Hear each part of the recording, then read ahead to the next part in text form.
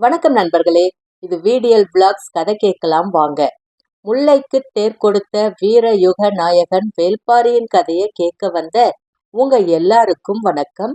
போன எபிசோட்ல சேர படையையும் சோழ படையையும் பாரி எப்படி வீழ்த்தினாருன்னு பார்த்தோம்.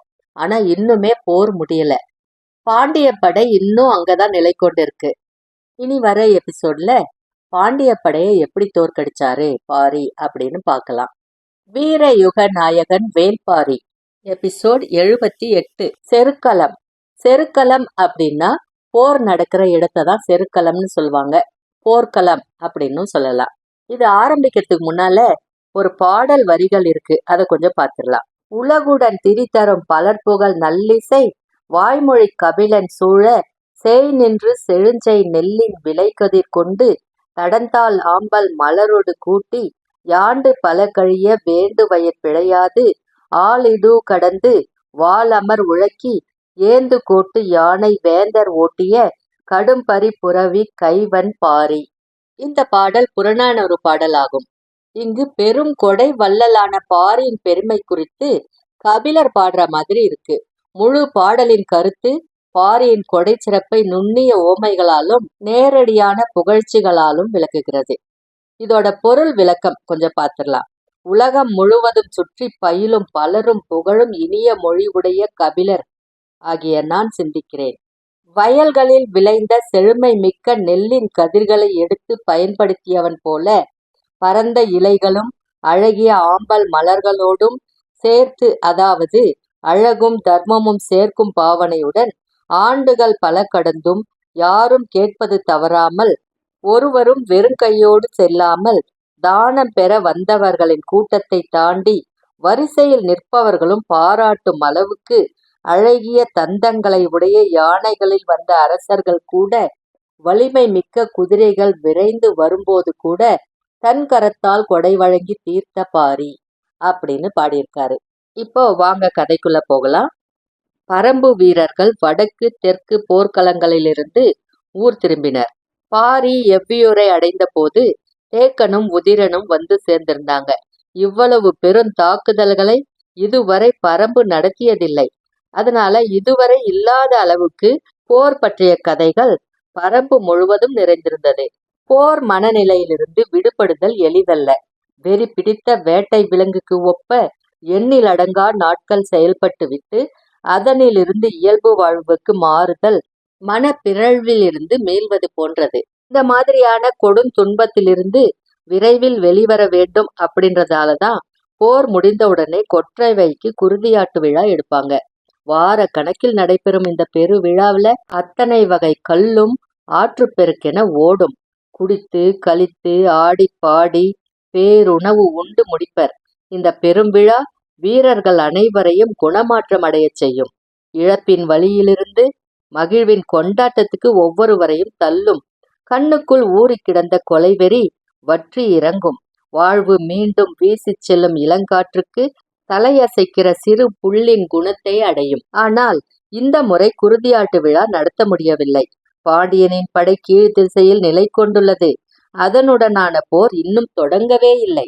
கொற்றவை கூத்துக்களத்தில் நீராட்டு விழாவின் போது வஞ்சினம் உரைத்த பாரியின் கூற்றில் 2 முடித்தாகிவிட்டது. 3ஆம் கூற்று தொடங்கப்படவே இல்லை. பரம்பை பொறுத்தவரை போர் இன்னும் முடியவில்லை. எனவே போர் மனநிலையை உதர முடியாத நிலையிலேயே அனைவரும் இருந்தனர். வட்டாற்றில் சோழப்படையின் மீதான தாக்குதல் முடிந்த மறுநாள் இரவு பாரி அங்கிருந்து புறப்பட்டு விட்டான். இனி சோழப்படை மீள வாய்ப்பேதும் இல்லை. எனவே தொடர்ந்து வீறு கொண்ட தாக்குதல் தேவையில்லை. பரம்பு மண்ணை விட்டு அவர்களை அப்புறப்படுத்தினால் போதும். மிஞ்சி அவர்கள் குறும்பியூர் கணவாயில் வெளியேறும் வரை அவர்களை பிட்டன் பின்தொடரட்டும் என்றான் பாரி. இரவாதனை தாக்குதல் களத்திலிருந்து வெளியேற்றி வேறு வேலைகளை கொடுத்தான். எதிரி படை வீறு கொண்டு நிற்கும் போது அவனது தாக்குதலை அவர்களால் எதிர்கொள்ள முடியாது. இப்போதோ அவர்கள் உயிர் பிழைக்க ஓடிக்கொண்டிருக்கிறார்கள். இந்நிலையில் இரவாதனை களம்பிட்டு வெளியேற்றுவது அவசியம் என கருதினான் பாரி. யானையின் துதிக்கைக்குள் சென்ற சங்கு அட்டைகள் ஒரு சில நாட்களில் தாமே செத்து உதிரும் வரை யானைக்கு வேதனை இருக்கத்தான் செய்யும். யாரையும் நெருங்க விடாது. நமது மலைகளுக்குள் பிளிரி கதறும் யானைகளுக்கு நாம் உதவியே ஆக வேண்டும். யானைகளுடனான ஆதி மொழியை உருவாக்கிய தந்தமுத்தத்தைச் சேர்ந்தவர்களை அழைத்து அதற்கான ஏற்பாடுகளை செய் என்று இரவாதனுக்கு உத்தரவிட்டான் பாரி.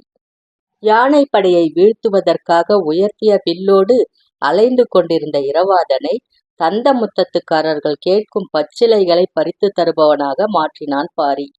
எண்ணிலடங்காத காயங்களுடனும் வேதனையுடனும் அலைந்து திரியும் யானைகளை தந்தமுத்தத்துக்காரர்கள் எப்படி அணுகுகிறார்கள் என்பதை அவன் கூர்ந்து கவனிக்க வேண்டியது முக்கியம். வீரன் மருத்துவர்களிடமிருந்து கற்றுக்கொள்ள நிறைய உண்டு. இவையெல்லாம் பெரும் படைக்கு தலைமையேற்பவர்களுக்கு தேவையான பயிற்சி. இவ்வளவு யானைகளுக்கிடையே இப்படி ஒரு பயிற்சியை பெறும் வாய்ப்பு இரவாதனை தவிர பரம்பில் வேறு யாருக்கும் கிடைக்கவில்லை. அவசியம் என கருதியே பாரி இந்த பயிற்சியில் அவனை ஈடுபடுத்தினான். எழுவனாற்றை விட்டு பாரி புறப்பட்ட பிறகு வலக்கரையில் இருந்த இரவாதன் கந்தமுத்தத்துக்கு சென்றான். இடது கரையில் இருந்த பிட்டன் சிறு படையை உடன் வைத்துக்கொண்டு எதிரிகளை பின்தொடர்ந்து சென்று கொண்டிருந்தான். பெரும் எண்ணிக்கையிலான பரம்பு வீரர்கள் ஊர்களுக்கு திரும்பினர். யானைகளின் கொடூர அழித்தொழிப்பிலிருந்து செங்கனச் சோழனை காப்பதில் சோழர் படையின் முன்னணி தளபதிகளும் நெடுங்காடர்களும் மிகுந்த கவனத்தோடு செயல்பட்டனர். தாக்குதல் நடந்த முதல் நாள் இரவு வேந்தனை காக்க முடியாத நிலை வந்துவிடுமோ என கவலைப்பட்டனர். நெடுங்காடர்கள் பாறை குகை ஒன்றுக்குள் வேந்தனை அனுப்பி யானைகள் உள்நுழையாதபடி நெருப்பு வளையத்தை உருவாக்கி காத்தனர். அடுத்தடுத்த நாட்களில் யானைகளுடனான ஆபத்து குறையத் தொடங்கியதும் தகுந்த ஏற்பாட்டோடு பரம்பை விட்டு வெளியேறும் பயணத்தை தொடங்கினர். சிறிய படைப்பிரிவு ஒன்று மிகுந்த பாதுகாப்பு தன்மையோடு ஆற்றின் ஓர பகுதியின் வழியே தப்பிச் சென்று கொண்டிருப்பதை அறிந்த பிட்டன் அவர்களை இறங்கி தாக்க முடிவெடுத்தான். பெரும் படை முழுமுற்றாக அழிந்த பிறகும் இவர்கள் இவ்வளவு வேகமாக தப்பிச் செல்கின்றனரே என்று சற்றே அவசரப்பட்டான். வேந்தனை காத்து நின்றது மிக தேர்ந்த வீரர்களை கொண்ட படைப்பிரிவு. உடன் நெடுங்காட தளபதி துணங்கன் இருந்தான். தளபதிகளில் தப்பி பிழைத்தது அவன் மட்டும்தான். மாலை நேரத்தில் ஆற்றின் வளைவு ஒன்றில் பொருத்தமான இடத்தில் வேந்தனுக்கு கூடாரம் அமைக்கப்பட்டது. எந்தவித பாதிப்பும் அடையாத 12 யானைகளை பாதுகாப்புக்கு நிறுத்தினர். கவச வீரர்கள் கூடாரத்தை சுற்றி நின்றிருந்தனர். இவன்தான் இந்த படையெடுப்புக்கு தலைமை தாங்கியவன் என்று இந்த ஏற்பாடுகளை கண்டதும் பிட்டனுக்கு தோன்றியது. கூடாரத்தை சுற்றி கவச வீரர்கள் விழிப்புடன் காத்து நின்றனர். காரிருள் சூழ்ந்திருந்த பொழுது கூடாரத்தின் இடது புறமிருந்து பிட்டனின் தலைமையிலான சிறு படை ஆற்று மணலுக்குள் இறங்கியது. பிட்டனின் பார்வை முழுவதும் கூடாரத்தை சுற்றி நின்றிருந்த கவச வீரர்களை நோக்கியே இருந்தது. ஆனால் மண் போர்த்தி உறங்கும் பழக்கம் கொண்ட நெடுங்காடர்கள் ஆற்று மணலுக்குள் தலை மட்டும் மேலே தெரிவதைப் போல மறைந்து கிடப்பதை அவன் கவனிக்கவில்லை. இரு கைகளிலும் உருவிய வாள்களோடு எழுந்தவர்கள் தங்களின் கை அருகில் இருக்கும் பரம்பின் வீரர்களை கன பொழுதில் வெட்டி சாய்த்தனர். ஓசை கேட்டு கூடாரத்துக்குள் இருந்த செங்கனச் சோழன் சட்டென திரை விலக்கி வெளியே வந்தான். மேலே தெரித்த மணற்துகள்களுக்கு நடுவே அவனது உருவத்தை துல்லியமாக கண்டான் பிட்டன். கையில் இருந்த ஈட்டியை அவனை நோக்கி எறிந்தபோது நெடுங்காடர்களின் எண்ணிலடங்கா வாள்கள் பிட்டனை நோக்கி இறங்கிக் கொண்டிருந்தன. வலது கால் தொடையில் ஈட்டி இறங்கிய கணம் பேரலறலோடு செங்கனச் சோழன் மண்ணில் சரிந்தான். அதே வேளையில் பிட்டன் எண்ணற்ற துண்டுகளாக மணல் எங்கும் சிதறி வீழ்ந்தான். இப்போ பாண்டிய படை என்ன பண்ணிட்டு இருக்குன்னு பார்க்கலாம். குலசேகர பாண்டியனின் வயதும் அனுபவமும் யாராலும் கணிக்க முடியாத முடிவுகளை எப்போதும் எடுப்பவராக அவரை மாற்றியிருந்தன. முதல் நிலை படை வெங்கல் நாட்டுக்கு வந்ததும் மிக விரிந்த அளவில் பாடி வீடுகளை ஏற்படுத்தி படைகளை பகுதி பகுதியாக கொண்டு வந்து இறக்கும் உத்தரவை மட்டும் கருங்கைவாணனுக்கு வழங்கியிருந்தார். குறிப்பிட்ட இடைவெளிகளில் பாண்டிய நாட்டு படைகளை ஆங்காங்கு தங்க வைத்து பேரரசரின் உத்தரவுக்கு ஏற்ப வெங்கல் நாட்டை நோக்கி நகர்த்தினர். இளவரசர் பொதிய விற்பனும் தளபதி கருங்கைவாணனும் பாடி வீட்டிலேயே முகாமிட்டிருந்தனர். மையூர் கிழார் மிக மும்முரமாக இருந்தார். எண்ணிலடங்காத படைப்பிரிவுகள் நாள்தோறும் வந்த வண்ணம் இருந்தன. அவரது நிலப்பரப்பெங்கும் குதிரைகளும் யானைகளும் குறுக்கும் நெடுக்குமாக போய் வந்தபடி இருந்தன. எல்லா ஏற்பாடுகளிலும் அவரது ஆலோசனை அடிப்படையாக இருந்தது. ஆனால் பேரரசர் மட்டும் இன்னும் வெங்கல் நாட்டுக்கு வந்து சேரவில்லை. அவர் மதுரையிலும் இல்லை. இரண்டுக்கும் இடைப்பட்ட இடத்தில் தும்பாற்று அரண்மனையில் இருந்தார். சேரனின் தாக்குதலை பற்றியும் சோழனின் படையெடுப்பை பற்றியும் ஒற்றர்கள் மூலம் செய்திகள் நாள் தவறாமல் சேகரித்தபடி இருந்தார். முதலில் சேரனின் தோல்வி பற்றி செய்தி வந்து சேர்ந்தது. நீண்ட நாட்களுக்கு பிறகு சோழப்படையின் அழித்தொழிப்பு பற்றிய செய்தி அவரை எட்டியது. சேரனும் சோழனும் தவறிய இடங்களை பற்றி நேரில் பார்த்தவரைப் போல சுட்டிக்காட்டி பேசிக் கொண்டிருந்தார். இரு நாட்டு தாக்குதல்களும் தோல்வியடைந்த பிறகு வெங்கல் நாடு நோக்கி முன்னகர்ந்தார் குலசேகர பாண்டியன். பாண்டிய பெருவேந்தன் வெங்கல் நாடு நோக்கி வரும் செய்தி எட்டியவுடன் படை எங்கும் உற்சாக கொண்டாட்டம் தொடங்கியது. 10 ஆண்டுகளுக்கு பிறகு குலசேகர பாண்டியன் நேரடியாக போர்க்களம் ஒன்றுக்கு இப்போதுதான் வருகிறார். முடியனும் காலம்பனும் கீழ்த்திசை போர்க்களத்துக்கு வந்து மாத கணக்காகிறது. பாண்டிய படை பாடி வீடு அமைத்து எங்கெல்லாம் தங்குகிறார்கள், என்னவெல்லாம் செய்கிறார்கள் என்பதை கவனித்தபடி இருந்தனர். வேட்டூர் பழையன் மலையடிவாரம் எங்கும் தன் வீரர்களை நிறுத்தி எதிரிகளின் ஒவ்வொரு அசைவையும் கண்காணித்தபடி இருந்தான். மாத கணக்கில் பாண்டியர் படை வந்து குவிந்து கொண்டே இருந்தது. கண்களுக்கு எட்டும் தொலைவு வரை ஈட்டி ஏந்திய வீரர்கள் தென்பட்டனர். நீலனால் அமைதி கொள்ள முடியவில்லை. இறங்கி தாக்க வேண்டும் என்ற அவனது எண்ணத்தை மற்றவர்கள் ஏற்கவில்லை. பரம்பினில் நுழையாத யாரின் மீதும் தாக்குதல் தொடுக்க நமக்கு உரிமை இல்லை என்பதை அவனால் ஏற்க முடியவில்லை. அவனை கட்டுப்படுத்துதல் வேட்டூர் பழையனால் முடியாதது. எனவே நீலனை முடியனோடு இருக்கச் செய்தான் பழையன். வேறு வழியில்லாமல் தன்னை கட்டுப்படுத்தி கொண்டான் நீலன். காலம்பனின் மனநிலையும் ஏறக்குறைய அதே போல்தான் இருந்தது. காற்றடி காலம் தொடங்கும் முன்பே தேக்கனும் உதிரனும் வந்திறங்கினர். கூழையன் மட்டும் தென் திசையில் சேர நாட்டு எல்லைக்குள் இன்னும் இருந்தான். இரு பெரும் வெற்றி செய்திகளோடு எவ்வியூரில் இருந்த வீரர்களின் கூட்டம் தேக்கனின் தலைமையில் கீழ்த்திசைக்கு இறங்கியது. அடுத்த சில நாட்களில் பாரி வரவுள்ளான் என்ற செய்தியையும் தேக்கன் சொன்னான். எல்லோரும் அளவற்ற மகிழ்ச்சி அடையும் போது நீலன் மட்டும் சற்றே வருத்தம் கொண்டான். தனது பொறுப்பில் இருக்கும் காவல் திசை ஒன்றுக்கு பாரி வரும்போது அவனுக்கு வெற்றியை தந்து வரவேற்கும் வாய்ப்பற்று போனதே என்ற கவலை அவனது முகத்தில் இருந்தது. பரம்பின் மாவீரர்கள் எல்லோரும் ஒன்றாய் குவிந்திருக்க நான்முழவை குறுந்தடி கொண்டு எழுப்பும் ஓசை காரமலையின் உச்சியிலிருந்து எதிரொலித்தது. பாரியின் வருகையை கீழ்த்திசை முழுவதும் அறிவிக்கும் ஓசை அது. வழக்கமான நாட்களில் இது போன்ற ஏற்பாடுகள் இல்லை. போர்க்காலத்தில் எல்லாம் ஒழுங்கமைக்கப்பட்டிருந்தது. தான் இருந்த இடத்திலிருந்து பரம்பு முழுவதும் குறிப்பறிந்து வழிநடத்தி கொண்டிருந்தான் வாரிகையன். கபிலரோடு நடந்து வந்த பாரி காரமலையின் முகட்டின் மீது கால் வைத்ததும் நான்முழவின் ஓசை கேட்டது. எல்லோரும் ஓசை கேட்ட திசை நோக்கி வியப்புற்று திரும்பினர். பாரியோ கபிலரை பார்த்து, இது வழுக்கு பாறை, கவனமாக காலெடுத்து வையுங்கள் என்றான். பல முறை இந்த வழியில் காரமலையை கடந்து இரு பக்கங்களும் போய் வந்துள்ளேன். அப்போதெல்லாம் முழவின் ஓசை கேட்டதில்லையே அப்படின்றாரு கபிலர். இவையெல்லாம் வாரிகையனின் ஏற்பாடு. செய்தி தொடர்புகளின் வலை பின்னல்களை இருந்த இடத்திலிருந்தே உருவாக்கும் நுட்பம் அவர் அளவுக்கு பரம்பில் வேறு யாருக்கும் இல்லை அப்படின்றாரு பாரி. கபிலர் வியந்து போய் கேட்டுக்கிட்டு இருந்தாரு. நான் வருவதை முன்னோக்கி அறிவிக்கும் ஓசை என்று மட்டும் நினைத்து விடாதீர்கள். பின்னோக்கி அவருக்கு சென்று சேர வேண்டிய செய்தி ஒன்று வேறு ஒலிக்குறிப்பில் போய்கொண்டிருக்கும் அப்படின்னு சொல்றாரு. எவ்வளவு ஆற்றல் கொண்ட மனிதனாக அவர் இருக்கிறார் அப்படின்னு கபிலர் வியந்து கூறியபடி பாரியின் தோல் பற்றி நடந்து கொண்டிருந்தார். பாரி சொல்றாரு, பறவைகளை கூடுகளில் பார்த்து மகிழ்வது ஓர் அனுபவம், வானமெங்கும் பறந்து திரிவதை பார்த்தறிவது இன்னொரு வகை அனுபவம். அதுவே வேட்டைக்காக சிரித்தபடி ஈட்டி போல இறங்கி தாக்குவதை பார்த்தல் முற்றிலும் வேறு வகை அனுபவமாயிற்றே. இது வேட்டை காலம் அல்லவா? தங்களின் ஆற்றல் முழுமையும் பயன்படுத்தும் வாய்ப்பாக ஒவ்வொரு பரம்பு மனிதனும் கருதுவான் அப்படின்னு சொல்றாரு பாரி. ஆற்றல் அளவிடற்கரியது. அது பயிற்சியோடும் திறமையோடும் மட்டும் தொடர்புடையதல்ல, சூழலுடனும் உணர்வுடனும் தொடர்புடையதாயிற்றே அப்படின்றாரு கபிலர். ஆம், அதனால் தான் தளர்ந்த வயதில் வாரிகையனும் மிக இளம் வயதில் இரவாதனும் எண்ணி பார்க்க முடியாத நுட்பத்துடனும் வலிமையுடனும் ஆற்றலை வெளிப்படுத்துகின்றனர். ஒரு கணம் அதிர்த்தார் கபிலர். மகா திறமை கொண்ட வாரிகையனை பற்றி பேசிக் கொண்டிருக்கையில் அந்த வரிசையில் இரவாதனை ஒப்பிட்டு பாரி சொன்னது சற்றே வியப்பை தந்தது. சற்றே அமைதி கொண்ட கபிலர் இரவாதனை என்று மெல்ல தொடங்கினார். கபிலர் என்ன கேட்க வருகிறார் என்பதை புரிந்து கொண்ட பாரி சொன்னான், எழுவனாற்று போர்க்களத்தில் ஒரு காட்சியை பார்த்தேன்.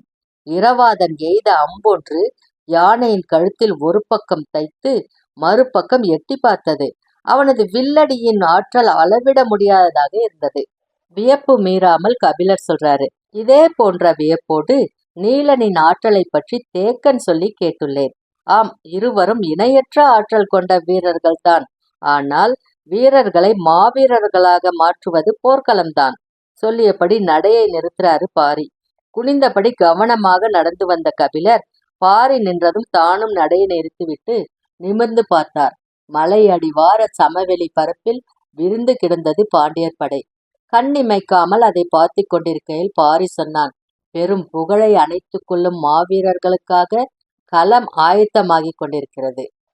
வேந்தனுக்கு இதுவரை யாரும் தந்திராத வரவேற்பை தர வேண்டும் என்று இரவு பகலாக பணியாற்றி கொண்டிருந்தது வெங்கல் நாடு.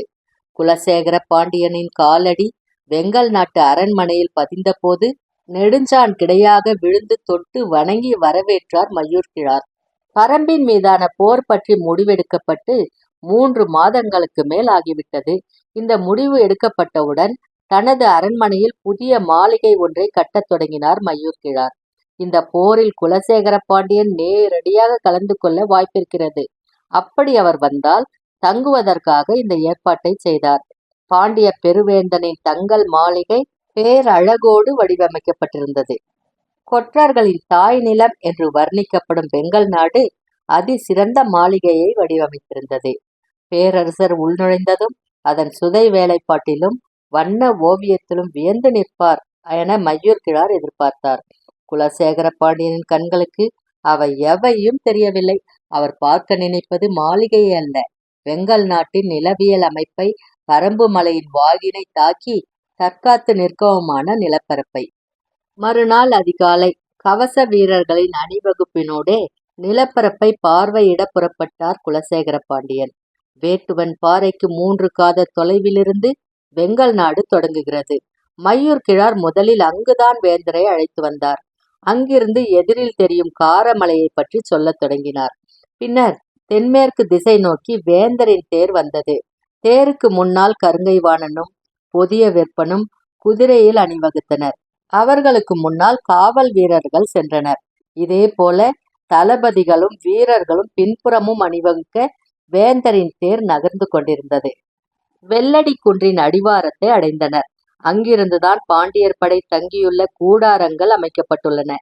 பேரரசரின் வருகையைக் கண்டு வீரர்கள் ஆயுதங்கள் ஏந்தி பெருமுழக்கம் செய்தனர். மிக தள்ளி பேரரசரின் தேர் பயணப்பட்டு கொண்டிருந்தது. வீரர்களின் ஆவேச ஒளி மலை எங்கும் எதிரொலித்தது. பேரரசரின் கவனம் வெள்ளடி குன்றின் உயரத்தின் மீதே இருந்தது. அந்த ஊரின் பெயர் என்ன சொன்னாய் அப்படின்னு கேட்கிறாரு. எந்த ஊரை கேட்கிறார்? கொஞ்சம் குழப்பமாயிட்டாரு மயூர்கிழார். முதலில் சொன்ன ஊரின் பெயர் வேட்டுவன் பாறை பேரரசே அப்படின்னு பணிந்து சொல்றாரு. அது அவர்களின் காவல் தலைவர்கள் இருக்கும் ஊர் என்று சொல்கிறாய். பின்னர் ஏன் படையை இவ்வளவு அருகில் தங்க வைத்துள்ளாய் அப்படின்னு கேட்கிறாரு. யாரிடமும் பதில் இல்ல. குதிரைகள் மீண்டும் புறப்பட்டு போயின. வரிசையாக குன்றுகளின் பெயரையும் தன்மையையும் அப்பால் உள்ள ஊர்களின் பெயர்களையும் சொல்லியபடி வந்தார் மயூர்கிழார். காரமலையின் தன்மைகளை அண்ணாந்து பார்த்தபடி நின்றார். வெள்ளடி குன்று தொடங்கி நெடுங்குன்று வரை தெற்கு வடக்காக பாடி வீடுகள் அமைக்கப்பட்டதன் காரணத்தை கருங்கைவாணன் சொல்ல முற்பட்டான். பேரரசரோ படை தங்குவதற்கான பாடி வீடுகள் இங்கிருந்து தொடங்கி தென் திசையில் அமையட்டும் அப்படின்னு சொல்லிட்டு புறப்பட்டார். ஏற்பாடுகளையும் இனி மாற்ற வேண்டுமா என்ற அதிர்ச்சி எல்லோர் முகங்களிலும் தெரிந்தது. அவர் சொன்னதற்கான காரணம் எவ்வளவு சரியானது என்பதும் வெளிப்படையாக தெரிந்தது. மழைக்காலம் தீவிரமடைய தொடங்குது. நெடுங்குன்றத்திலிருந்து வெள்ளடி குன்று வரை அமைக்கப்பட்ட பாடி வீடுகளையும் படை அமைப்புகளையும் வேந்தர் சொன்னபடி மாற்றும் பணியை தொடங்குறாங்க. வெள்ளடி குன்றிலிருந்து தொடங்கி தென் திசையில் நீண்டது படை அமைப்பு. வெங்கல் நாட்டு மாளிகை முழுவதும் போர் பாசறையானது. பாண்டிய நாட்டு படை பல்வேறு சிற்றரசர்களின் பகுதிகளில் பரவலாக முகாமிட்டிருந்தது. மழைக்காலம் முடிவடைவதற்காக அவர்கள் தங்க வைக்கப்பட்டிருந்தனர். மழை தீவிரமடைவதற்கு முன் புது விருந்தினர் வெங்கல் நாட்டுக்கு வந்தனர். அவரது வருகை பேரரசருக்கு தெரிவிக்கப்பட்டது. குலசேகர பாண்டியன் அவரின் வருகையை எதிர்பார்த்திருந்ததால் வியப்பேதும் அடையவில்லை. உள்ளே அழைத்து வரச் சொல் என்றார். சிறியதே ஆனாலும் எழில் மிகு மாளிகைக்குள் நுழைந்தான் ஹிப்பாலஸ். வஞ்சி மாநகரில் சேரனின் போர் உத்திகளைக் கண்டு வியந்தவன் அங்கிருந்து புறப்பட்டு புகாரை அடைந்த போது செங்கணச் சோழனின் படையெடுப்பையும் அதற்கான காரணத்தையும் கேட்டு திகைப்புற்றவன் பாரியை வீழ்த்தும் வல்லமை கொண்டவர்களாக ஒவ்வொருவரும் ஒவ்வொரு விதத்தில் காட்சியளிப்பதாக நம்பியவன் இறுதியில் தாக்குதலின் முடிவுகளால் நம்பிக்கையற்றவனாக மாறி நின்றான். இரு வேந்தர்களும் முழுமுற்றாக தோல்வியடைந்த பிறகும் பெருவேந்தனான குலசேகர பாண்டியன் மிக நிதானமாக தனது படையெடுப்பு பணிகளை நடத்தி வருவது அறிந்து இந்த இடம் வந்து சேர்ந்துள்ளான். உடன் வந்த கால்பாவும் ஏப்பிரஸும் விருந்தினர் மாளிகையில் தங்கியிருந்தனர். ஹிப்பாலஸ் பேரரசரை வணங்கி நின்றான். அவரோ அவனை அழைத்து வரவேற்றார். சேரனின் மீதும் சோழனின் மீதும் பாரி நடத்திய தாக்குதலின் முழு விவரங்களும் நீங்கள் அறிவீர்கள் தானே என்று பேச்சை தொடங்கினான். அந்த படையெடுப்புகள் பற்றியும் அங்கு நிகழ்ந்த பேரழிவுகள் பற்றியும் பரிமாறிக்கொள்ள இருவரிடமும் எண்ணிலடங்காத செய்திகள் இருந்தன. அன்றிரவு முழுவதும் அவை பற்றியே பேசினர். குலசேகர பாண்டியன் சொன்ன செய்திகள் ஹிப்பாலஸை உறைய வைத்தன. மற்ற இருவரும் இழைத்த தவறுகளை நாங்கள் இழைக்க மாட்டோம் என்று குலசேகர பாண்டியன் சொன்ன கூற்று நம்பிக்கையின் அடிப்படையிலானது மட்டுமல்ல, நுட்பமான திட்டமிடலுடன் கூடியது என்பதை ஹிப்பாலஸால் உணர முடிந்தது.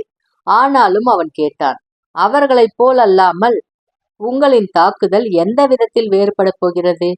கழுகுக்கும் மலைக்காடைக்கும் வேறுபாட்டை அறிவீர்களா?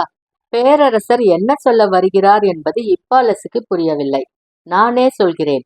கழுகு தனது இரையை நிலமெங்கும் தேடிப்போய் வேட்டையாடும். மலைக்காடை நிலமெங்கும் இருக்கும் இரையை தனது கூட்டுக்குள் வரவழைத்து வேட்டையாடும் அப்படின்னு சொல்றாரு. வியப்புற்றபடி எப்படி என கேட்டான். பேரரசர் சொன்னார், மலைக்காடை பாறை இடுக்குகளில் இருக்கும் நாகரவண்டின் இறகுகளை கொத்தி கொண்டு வந்து தனது இருப்பிடத்தில் வைத்துக் கொள்ளும். நாகரவண்டின் மனம் காற்றில் கன நேரத்தில் பரவக்கூடியது. அந்த மனத்தை நுகர்ந்தவுடனே காட்டில் உள்ள வண்டினங்கள் எல்லாம் அதை நோக்கி பறந்து வரும். சில்வண்டு தொடங்கி எரிவண்டுகள் வரை அதை நோக்கி வந்த வண்ணமே இருக்கும். தனது கூட்டில் இருந்தபடியே வந்து சேரும் வண்டினங்களை வளைத்து வளைத்து வேட்டையாடும் மலைக்காடை. ஹிப்பாலஸ் தனது மனக்கண்ணில் மலைக்காடையை உருவகப்படுத்த முயன்ற போது குலசேகர பாண்டியனின் முகமே தெரிந்தது. அது வரைக்கும் இந்த பகுதியில பார்த்தோம். அதுக்கப்புறம் என்ன நடந்துச்சுன்னு அடுத்த எபிசோட்ல பார்க்கலாம். அது வரைக்கும் உங்களிடமிருந்து நன்றி கூறி விடைபெறுவது VDL Vlogs VDL. நன்றி, வணக்கம்.